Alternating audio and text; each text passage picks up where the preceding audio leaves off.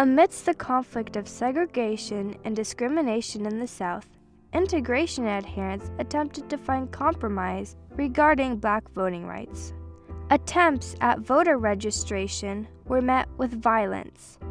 On March 7, 1965, an attempted compromise resulted in a confrontation between protesters and Alabama officers.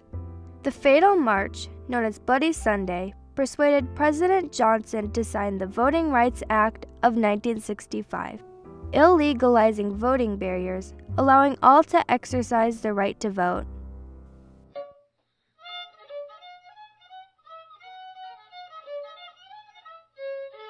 In 1868, the 14th Amendment proclaimed Black people equal citizens of the United States.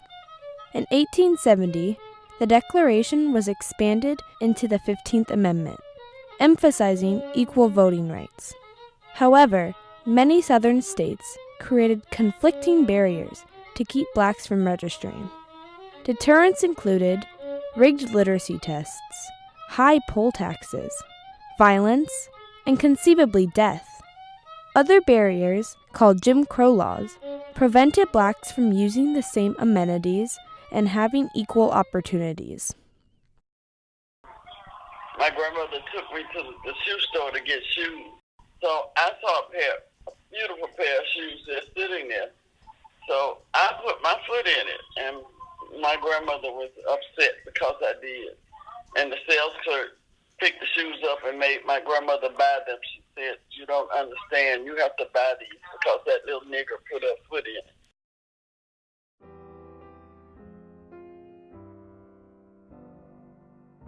Throughout the years, Black civil rights organizations arranged protests.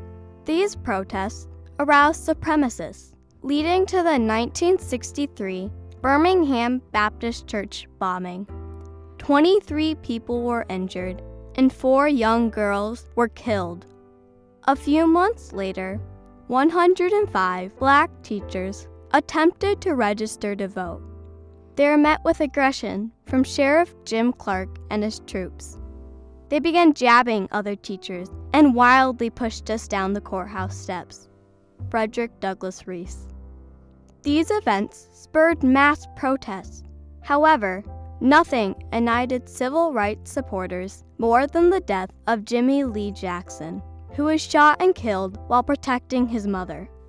We was infuriated to the point that we wanted to carry Jimmy's body to George Wallace and dump it on the steps of the Capitol.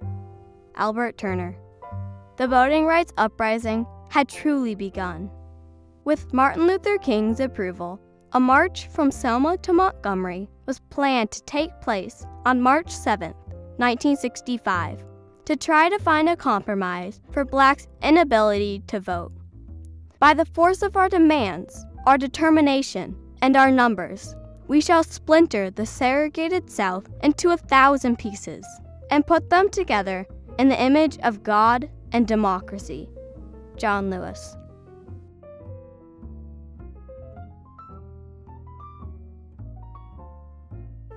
King traveled to Washington, D.C. to convince President Johnson to sign an act banning registry obstacles. Meanwhile, Alabama Governor George Wallace prohibited the march to occur. He declared, "Such a march cannot and will not be tolerated." On March 7th, 600 protesters, led by civil rights activists John Lewis and Hosea Williams, gathered and left for Montgomery. For the first 6 blocks, John Lewis described, there was no singing, no shouting, just the sound of shuffling feet. They marched until they reached the M.M. Pettus Bridge, only to see a sea of blue-helmeted, blue-uniformed Alabama state troopers. John Lewis and Hosea Williams approached the front line of officers. "This is an unlawful assembly," Major Cloud announced. "You have 2 minutes to turn around and go back to your church." The marchers refused to move. Soon after, they heard Major Cloud yell, "Troopers, advance."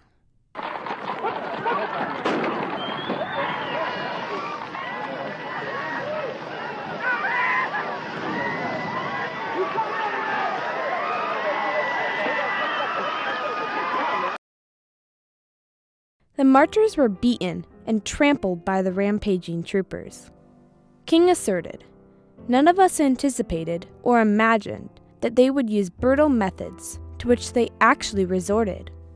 They used clubs, bullwhips, dogs, horses, and even tear gas to attack the protesters." The guy on the horse, I don't know if he ran over the lady with the horse or hit her with his arm. I don't know what happened. I know that when she fell, I can still hear the sound her head made when it hit that pavement. At least 90 marchers were wounded with cuts, bruises, tear gas effects, head wounds, and fractured bones. One, Amelia Boynton, was almost beaten to death. John Lewis declared, "We are tired of being beaten. How long can we be patient? We want our freedom and we want it now. We do not want to go to jail, but we will go to jail if this is the price we must pay for love, brotherhood, and true peace."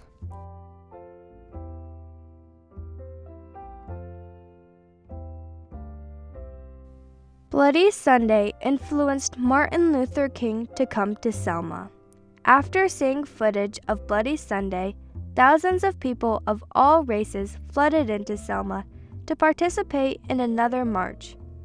On March 9th, demonstrators marched to the Edmund Pettus Bridge, only to see state troopers yet again. King led them in a prayer, then, fearing an attack, turned and headed back to town. That day is now known as Turnaround Tuesday. Many supporters were infuriated with King's act of submission. On March 21st, with federal approval and supervision, the march made it to Montgomery. After the demonstration, all were instructed to leave quickly for fear that angry whites would retaliate.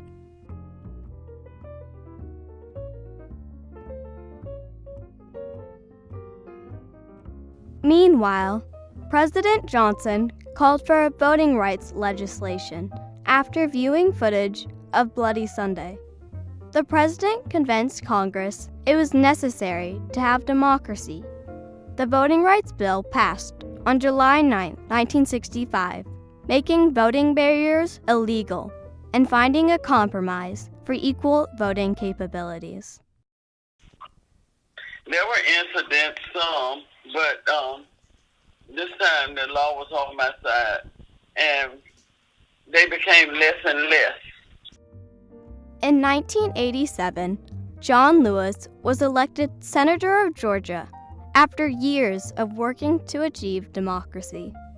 In 2009, Barack Obama became our first Black president. President Obama awarded John Lewis the Medal of Freedom in 2011.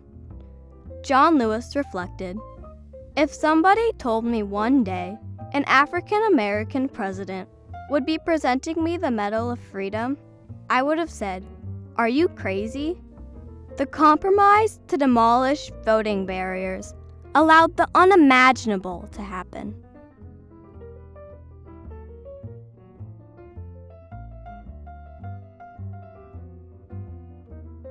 In 2012, the percentage of the Black population who voted surpassed the white percentages. In 2016, 16.4 million out of 137.5 million Americans who voted in the presidential election were Black. Without Bloody Sunday, our country would have more inequality in the ballot. The developed laws now allow every race to have equal opportunities to vote. It is because they marched that I stand here before you today. Barack Obama.